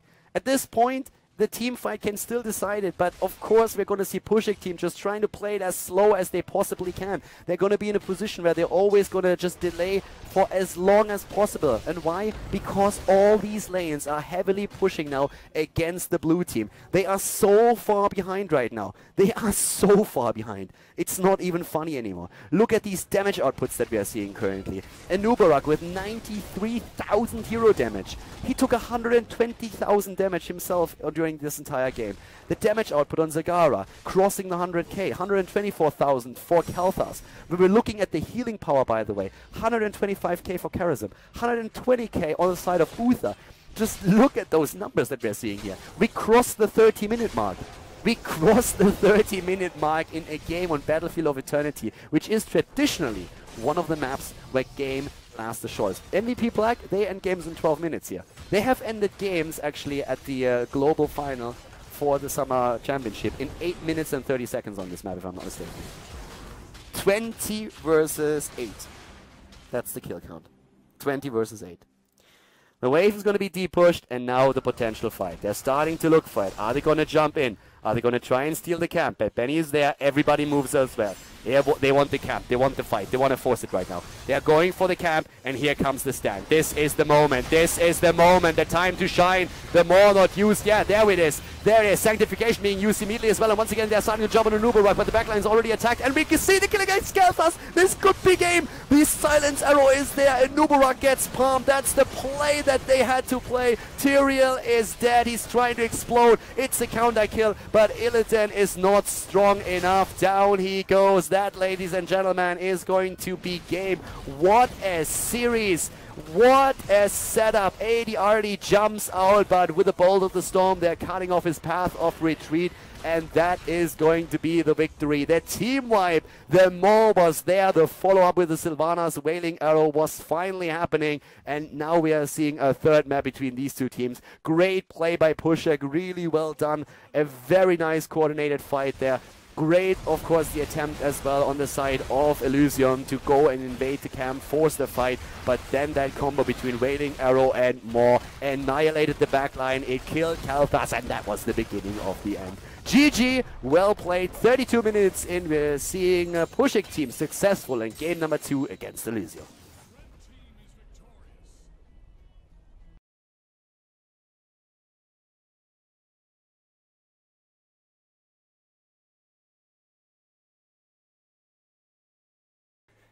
After a pretty intense second map, not only because some of the players had problems with disconnect, but also because that map was absolutely crazy, we have now Infernal Shrines as the third map and the deciding map. This map is going to decide which of these two teams will advance to the next round of the tournament at the Dreamhack Valencia qualifier number 3. And we have, to the left side, Elysium, with Puszek banning out Tacita right away, which is actually a very interesting ban. I mean, overall, Tacita, of course, has a lot to offer. It's one of those heroes that gives you shields, he gives you AoE clear. Greymane banned out. Oh, it's the battle between Kalthas and Illidan. And Puszek decides that they would rather have a Kalthas than Illidan. So it's an interesting approach, actually, in the entire setup here. I kind of like what we are currently seeing at this point. We have Falset and Rhaegar being picked now, so they're still threatening that they could go into a Kalthas, into an Illidan at this point. And Puszek team with Kalthas already secured for Infernal Shrines, which is always amazing, since he gives you objective value. The objective itself, of course, is also happening in a small area where the living bombs are doing really nice, doing really well. And they are the ones who, for the first time today, seem to rely on the ETC and Kalthas combo, which means that we're going to see that mass lockdown, unless, of course, they change their pick around. They're having it pre-selected, but that would be a very, very strong pick for them, for sure. You can then still go into an Illidan if you really want to. You don't have to necessarily, of course, with that particular setup. Sonya is also still available, and she's usually a hero that is picked very early on this map, since she gets huge value out of her presence on the shrine itself. And also, as Sonya would kind of deter Elysium from going Illidan here, since she's a very good counter against Illidan, because of all that damage that it can put in against him. So, I could see a Sonya, if they want to go for that heavy setup here already. That would put some pressure onto Elysium. There's the opportunity to go into an Illidan as well, if you really want to. They could take your healer at this point as well. But even if Elysium bans one out, you should either have Uther or you have Charism. They showed also in one of the earlier games that they are still completely willing to play Morales if the situation arises. But they go into a Thrall over a Sonya. Now, personally, I believe that Sonya is better on this map because she just simply gets more value. Charism is still banned, so forcing the Morales, the maybe Malfurion, Uther, Brightwing pick, whatever you really want to. You have a couple of options of what you can play here. Double support is another option that you have. If you want to go, for example, for like a Tyrande here, you could use Tyrande with ETC for stun, pre-stun. You have a huge amount of lockdown with Kalthas following it up as well, but you would need a second support then on top of that. But then you have a little bit more of an option of what you go for as that second support. You could, for example, decide to go and do a Brightwing if you really need that polymorph, or you could simply say, hey, we already have the Tyrande in here for a bit of additional help. We are now using Morales, or we are going to use Malfurion. We've seen all kinds of crazy combos really in the past when it came to double supports. And if you're afraid that your opponent's going to pick an Illidan, there's always the chance that we are actually seeing a Lily for the Blinding Wind. And Puszek, they're really respecting that Medivh that ADRD played on the map number 1. They did not like that portal play, and yeah, they just basically say like, dude, you know what? Screw that. No Medivh, no experiments here. We're not taking any risks. You guys might have something set up, and we don't want to deal with that.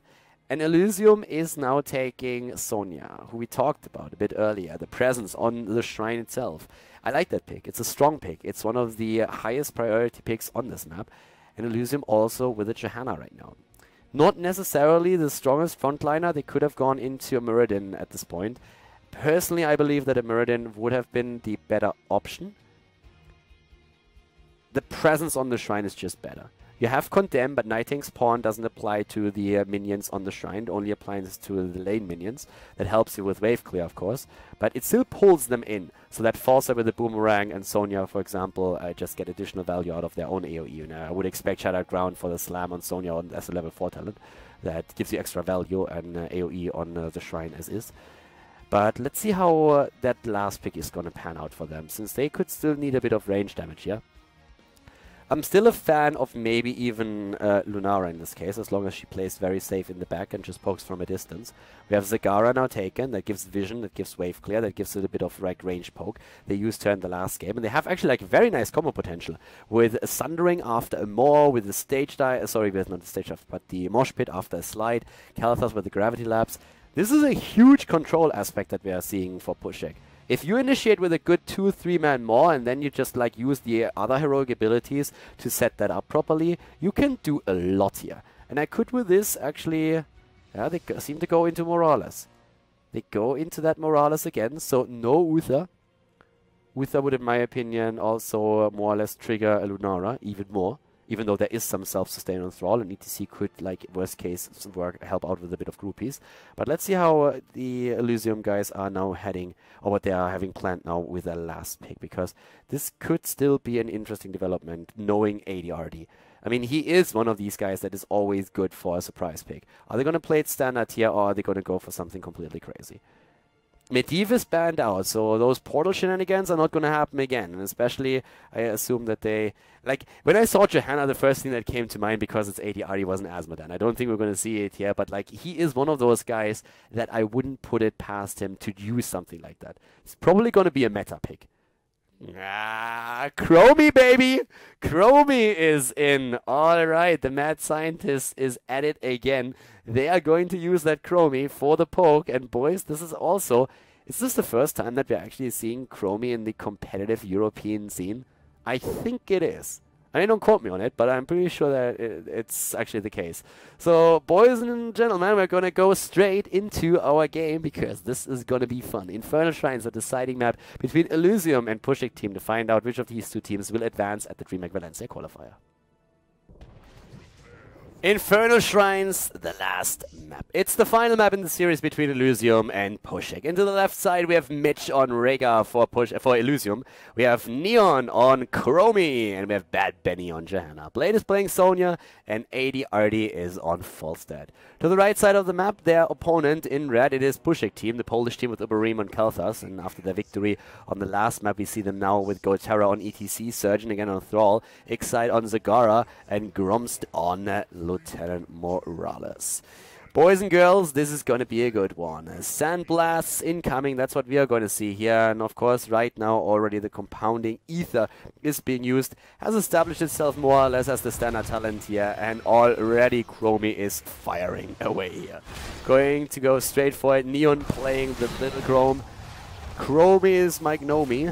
That's basically what the cool kids say these days. And the damage is already hitting. So basically at this point we have already 3 stacks. And it's trying to get the extra damage in here with the level 1 talent. So another quest talent that revolts you after hitting 25. And we are of course also having those time traps set up here. So Chromie is really annoying at points to play against. And especially like Neon is hitting those like a champ. I mean, hello?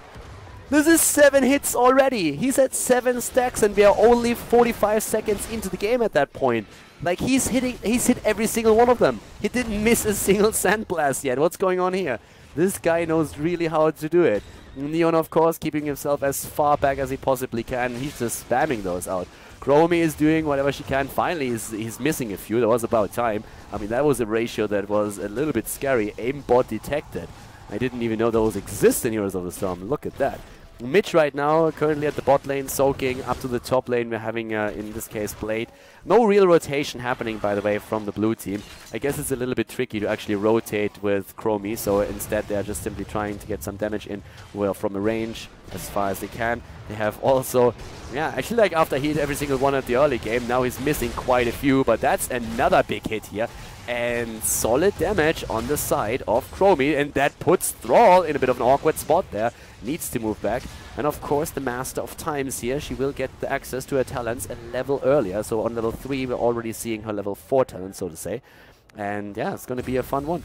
In this case we're seeing her immediately going for the auto attacks, so the basic attack range is increased. And also the auto attack damage right there, as you could already see. Another big hit is being placed in.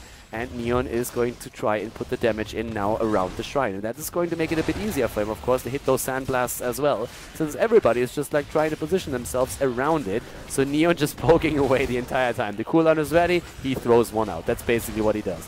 And he is hitting hard. He's already hitting very hard, and once that he gets his quest talent done, that's going to be great for them. By the way, up here to the top, of course, once again, we're seeing a big fight happening. Surge is trying to take Chromie down. That doesn't really work out for them just now, but we have Surge now going for Bad Benny instead. Another hit is hitting home, and the heal from Mitch is keeping Johanna alive. Frontline secured so far. Level 4 talents now for both of the teams. And the problem that Chromie of course has is that she doesn't really have the best wave play here. Dragon Breath helps you, but if you compare it to other heroes that can really shine on the shrines itself, then she has a few more issues there. She's really good with a poke on the other hand, as you can tell right now. She's just hitting one after another, and she's doing solid damage. Look at that damage output right now. 9,000 hero damage already on the side of Chromie in this case, whereas Zagara is at 7,000 at this point. Top lane again is being soaked here. The Punishers more or less are given up right now. They don't really want to risk anything. They don't want to overextend. They want to make sure that Chromie is getting that quest talent done, which is of course an absolutely huge thing for them. If she is able to lock that down right from the start, that would increase the damage by quite a bit here. And yeah, Chromie is currently also in a position where she can just simply attempt to get a few more hits in, and nearly dying to the Punisher here, by the way. They need to be super careful about that. If Chromie dies and loses all of those stacks, that would be very annoying. She's at 16 already, and only 9 more needed, and she gets another easy hit in against ETC with a bait on the Punisher. There was also not too much damage that could really be dished out here. And on level 7 we have the Möbius loop now taken. So the damage reduction, but also the cooldown reduction, and that's the end of Chromie. Well, she keeps her stacks actually, so yeah. I don't know, sometimes, sorry, I'm going for a bit of a brain fart here. There's too many quest talents that actually lose their stacks. I don't even know why I said that. So sorry for that brain fart, but yeah, in this case it still works out for her. We have at the top lane, Chromie is by now down. Oh, another hero that is nearly falling. Bad Benny actually is about to die. And he's barely able to escape in this case now, so he's currently at 300 hit points. Bad Benny barely getting out of there. The problem is that they're now starting to lose the structures in the mid lane, which is another pretty big problem for them, since that could also force the well down. And the one thing that you want to do on this map is take those wells apart as soon as you actually can, because once that happens, the lane sustain of your opponent is going to be reduced, and the next shrine is going to put you in a very favorable position since you can pre-tap and then engage into the battle itself. So Chromie at this point already at 17. We are seeing at the same time the Möbius loop. We have the Cleanse for Reka. Conviction is now taken. So the movement speed for a bit of better engage on the side of Johanna. And they are already starting to take down another one of the camps. Neon actually helping out just a bit with the Dragon's Breath here. We're seeing to the right side another hard camp also taken, and both of the teams are attempting to just time them with the next Punisher. So once that the actual shrine is going to be activated on the map. We're seeing at the same time already Chromie again starting to hit 18 at this point. No, so it's 7 more and she's going to be at 25. There we have it. 19 have been used, so that means 6 more and she's going to rely on the extra damage. And the poke is going to be really annoying around those shrines later on in the game. When Chromie gets the extra damage out, she's going to be in an absolutely fantastic position here to just like get opponents down before the fight even starts. And now in just a few seconds, she's also going to get her heroic ability, which is of course going to help the team even more. Again, the breath in the back, and here comes another Sandblast any second now. Morales is trying to heal that out as much as they can. Level 10 is now being hit too. Dragon's Breath, Sandblast, and now the Temporal Loop is also available. And Neon is just hammering away, like the entire time.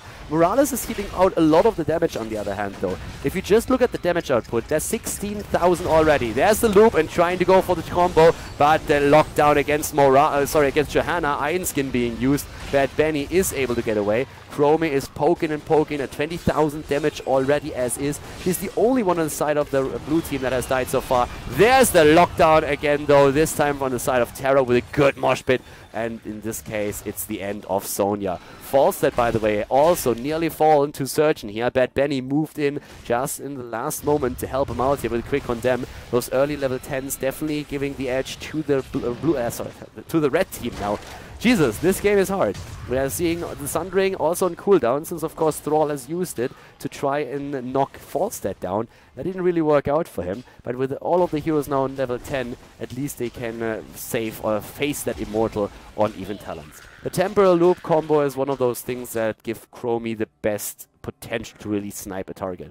So you're going to try and hit your heroic ability, and then once that it really kicks in and teleports the target back, you are trying to hit both of your spells to get the extra damage in. And if you have then a bit more follow-up from maybe a hero like Falstad with a good boomerang, or on the side of Sonya with a decent spear and a slam, you can more or less burst anybody away, especially since there's not really too much that can deal with it. There's no Divine Shield, no Ancestral, and there's also no Palm. But this is currently Adiardi trying to force an engage under the fort. Once again, we're having Johanna maybe a bit far out there. Bad Benny has to tap, and he's trying to, but Terror is there. Surgeon with the attempt to lock him down. That didn't happen. Punisher is baited in deep, but this is going to be the end of the fort for sure.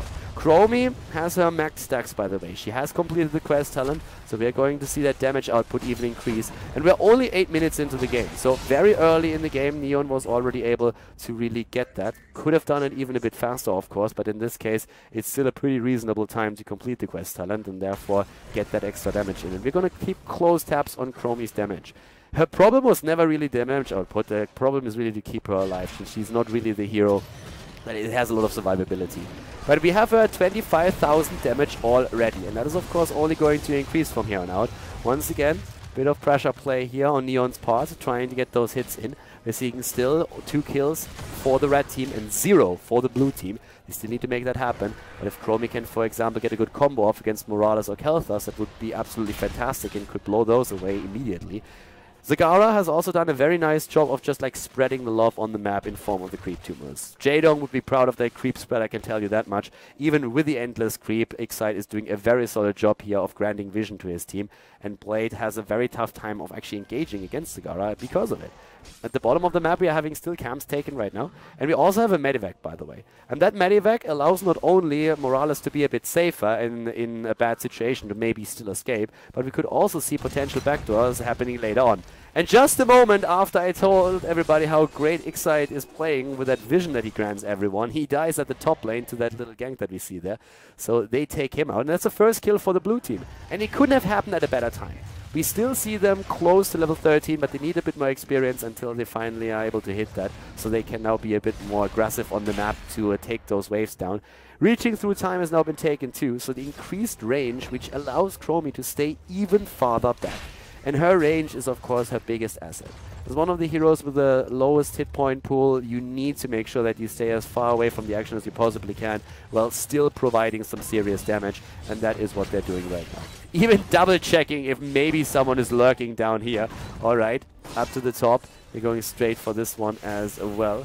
And besides that, of course, if you also go for the Sandblast, you empower the Bronze Talents, and that's something that you wanted to do there too. So basically, you scout a little bit with that thing, and at the same time, you also make sure that you empower your auto attack, which is pretty fantastic for those fights. And that is what we're seeing right now.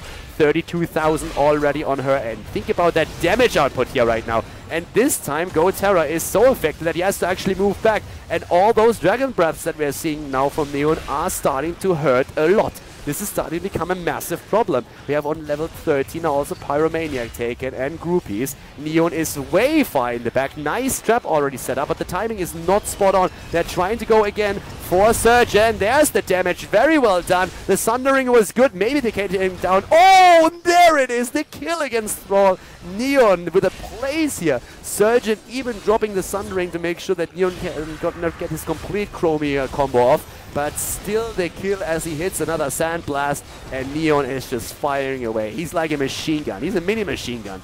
Chromie is the mini machine gun of the storm. Uberim is once again getting hit. Like, he's really curving that around the opponent's team. It's like he's playing Wanted here. He hits another one. Does this guy actually miss? Down they go, one after another. Boom, in hit points, and they have to give up the shrine. Zigara is dead as well.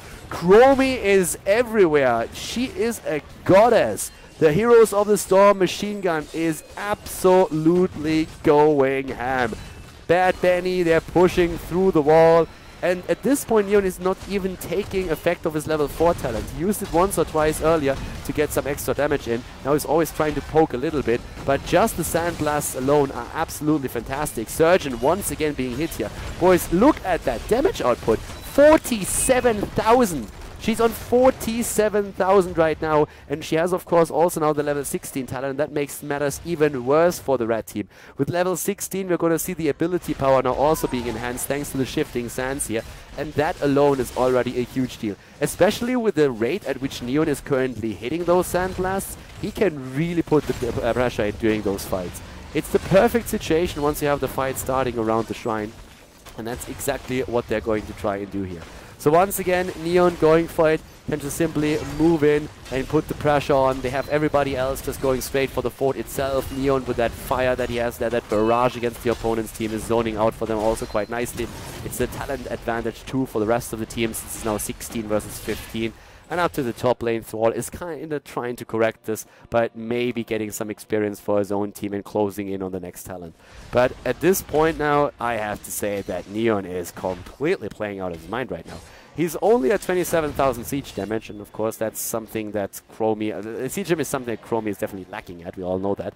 But if we're looking at that hero damage, I mean, oh boy. That's 20,000 hero damage more than Zigara. She basically does roughly the same amount of damage than we are seeing for Kel'Thas and for Zigara. So once again, a couple of sands hit here to make sure that she also gets the additional ability, the additional power for auto attacks with the bronze talents, and therefore trying to take that down a little bit faster. It's one of the biggest assets that she has when she's trying to help with the camps, as of course the sands themselves does not really do any work. Again, the attempt to go for it up to the top. 16 versus 16 talents by now, by the way. Trying to hit once again, going even for a bit of pressure against the fort itself before anything is happening here. Sun King's Fury has been taken on 16, the inoculation. We're seeing the Echo Paddle now, and even the full build with now Grace of Air and Tempest Fury. So once again, shifting sand barrage has started being initiated. Chromie is going for it. Chromie Mahomie, she's just standing there and just firing away, trying to get another one in against ETC, and he's not even getting close to threaten her. Just look at that again, the combo, and Terra's at half hit points. Morales is standing there, it's just like, dude, can you at least try to dodge them? I mean, I'm happy to help, I'm happy to heal, but you're overdoing it, my friend. Like, this is brutal. And now the fight on the shrine? They are not even going for it at this point. And this is, of course, really the situation in which Chromie is thriving again, when she can stay very far back. The problem is that it's a shrine at the top lane, by the way. Let's not forget about this. It's actually the least favorite shrine for Chromie to get her damage in. Nice setup, but there's the lockdown. The Ancestral is through, and Chromie is safe. So once again, the shots fired, and Terror is so terrified that he's trying to get away here with the ETC. Blade, let's not forget the rest of the team. He's also, of course, trying to deliver a few damage points here, and he's nearly taking them down. So this is the least favorable shrine for Chromie because, well, she has to just kind of stay down here, whereas for a shrine in the middle, for example, she can really take advantage of the entire area around the shrine to really poke them. For now, though, they are once again just poking away, shifting sands, getting that ability damage in. Neon is hitting them one after another. Rhaegar's helping out with another quick ward here with the totem, making sure that nobody gets even close. And another hit. Guys, look at this damage! 62,000 right now, and the ability damage is just rising, so they're just going for one hit after another, and the rest of the team is of course zoning out for her even as we speak. Johanna moves in with another condemn. Here's finally an attempt by ETC to drop someone, and that's the mosh pit that they needed to take down Khaldor. Finally, the Puszek team is showing signs of life. Morales is healing everyone out right now, and damage or no damage, it's a 5 versus 4 in favor of the red team, at least for now. But when it comes to the minions on the shrine, they are far behind, 30 against 10, and still the poke happening. Neon, with all of these hits that he's currently landing, is still able to increase that ability damage that he does. He's currently at 73,000 overall damage already, but still with Fall set out of commission and dropped by that last second ETC mosh pit, we're having now the situation in which they just are at a disadvantage. They're trying to still pressure that in, push it in a little bit. Neon again being attacked, and this time Chromie is down. The Ancestral hits too late, and that's exactly what they need to prevent. Chromie has to die, that's what Puszek team says, and they are getting the kill. Really well played here. Exactly what they needed to do right now. Morales finally gets a bit of breathing room, and not a second too soon, because she's running out of mana. With her healing out the Chromie damage the entire time, she is running out of mana, and Groms is saying, boys, I'm out of here. I need to tap that well, because right now I have nothing left. They should have actually waited. I'm a little bit confused. What are they doing? Alright, I'm slightly confused as to what they do right now. I mean, they have Morales with the Medivh, I suppose, but they are still pushing the bot lane. Are they going to try and fly in with the Medivh real quickly? Because their Punisher is now losing. Yeah, they're going to try and fly in. And they are not going to go all that way. So they're trying to set up in the bush. I'm still a little bit confused as to what exactly... They didn't do as much as they were hoping for, I think. The problem for the blue team was that they didn't have enough vision, or they could have even gone for the Immortal more. I guess it was worth it pushing the lane, but I feel they could have just simply timed the Immortal. Sorry, the Punisher. Simply leave like 39 minion stacks, keep a hero around, and simply time it. I feel that would have been the better choice than moving back and using Morales to fly in. They could have tapped the well, push the lane, and then fly in a bit safer without the Immortal taking damage. Right now, sorry, the Punisher. Right now, the Punisher has not done a thing. Hasn't really done anything here, so I don't really think that was the best choice. Yes, the opponent already had 30 minion stacks as well, but if you just keep one hero around that can land a spell and hit one single minion, that's all that you need to do, and you have vision on the lane as is anyways. So I feel that was a bit of a weird call that we saw there from Puszek. They could have done more. But Blade, on the other hand, is very far out, and that was a very weird call to be all that far out on the map alone. But wow, that mighty gust. Blade, he really needs to thank Fawcett right now. He needs to buy him a beer, because that was the perfect gust. That's what the gust that that's the gust that they needed. So I know I've been talking a lot about Chromie damage, but anybody else want to take a quick look? 81,000 against 46,000 on the opponent's team. Chromie has currently more hero damage than the rest of her team combined. Just saying. She has more hero damage than the rest of the team combined at this point.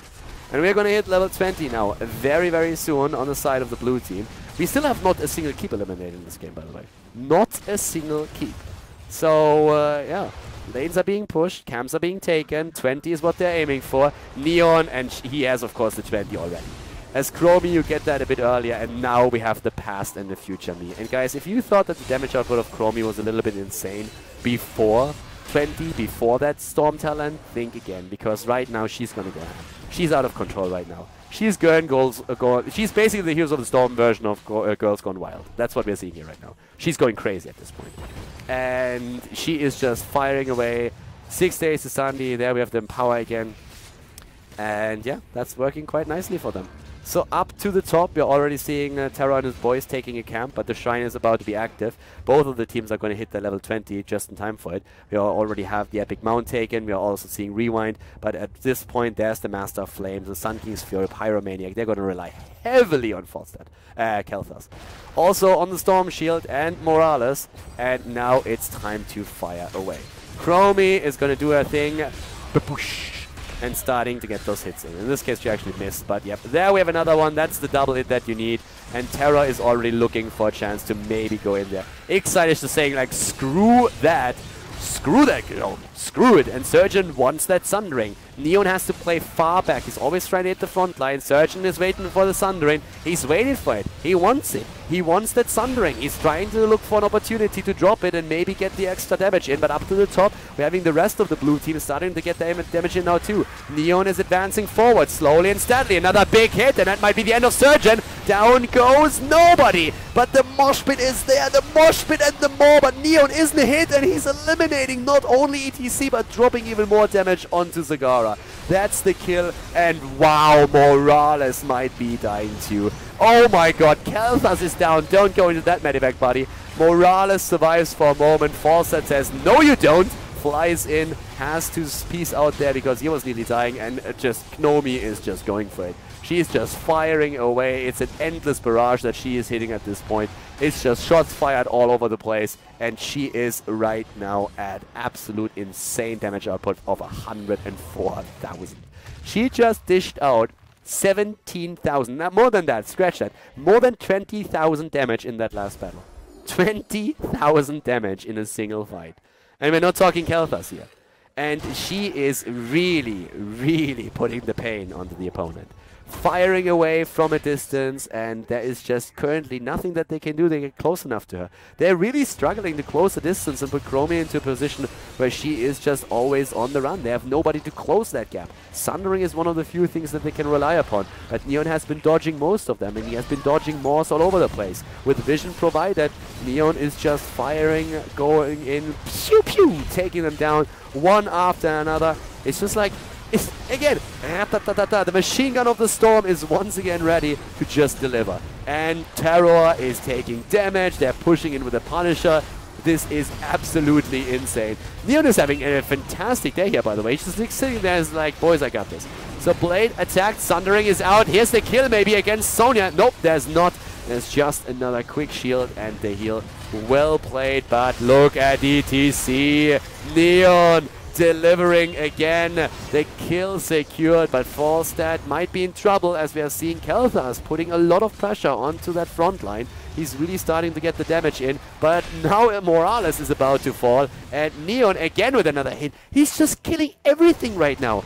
He's just bombing away, and look at all of them. They're struggling. They don't know how to deal with this. There's a Johanna at the front, just zones for you the entire time, and Neon is just firing one shot after another. They're just sitting there, sieging up on the fort. Falstad is even in the mid lane, pushing that out. He can, of course, go in. Surgeon has problems, and now does Thrall as well. He bolts away with the Bolt of the Storm. Does it matter? Apparently it does. He's able to escape for now, but another shot fight against Kelthas drops him already down, and at least Morales is able to heal them. I actually feel at this point that Morales... Oh my god.